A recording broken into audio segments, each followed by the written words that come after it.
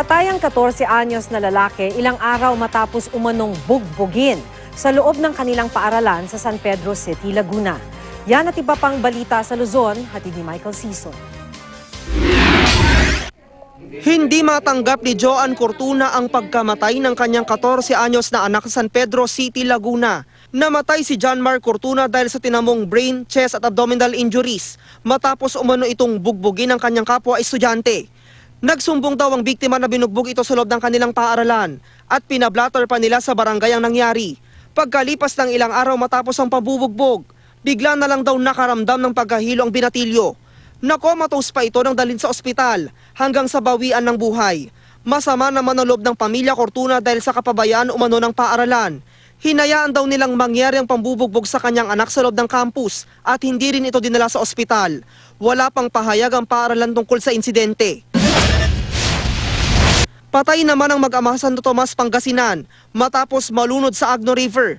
Unang nakita ang palutang-lutang na bangkay ni Jeffrey Garcia sa ilog. Sa bayan naman ng Alcala natagpuan ang bangkay ng 10 taong gulang na bata. Base sa investigasyon, nagpunta sa ilog ang mag-ama para manghuli sana ng isda pero hindi na sila nakabalik. Payo ng mga otoridad sa publiko, iwasang magpunta sa ilog kapag masama ang panahon. Sa Paway, Ilocos Norte, natagpuan na ang bangkay ng lalaking nalunod sa ilog sa kasagsagan ng bagyong Ferdy pagkalipas ng 3 araw. Sa gilid ng dagat sa barangay Suba natagpuan si Ernesto Maneja. Walang saplot at sugatan ng kanyang katawan. Ayon sa pulisya, tumawid sa ilog ang biktima sa kasagsagan ng bagyo. Tinangay at inanod ito ng rumaragas ang tubig.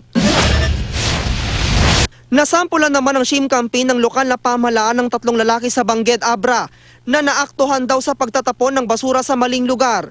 Sako-sakong basura raw ang itinapon ng 3 sa bakanting lote malapit sa palengke. Inilibot sila sa public market suot ng karatulang nagsasabing ako'y nagkalat ng basura para di raw sila tularan. Pinagmulta rin ng tig-200 piso ang 3 sospek at pinagpulot ng mga basura. Yan ang mga balita sa Luzon. Michael Sison reporting.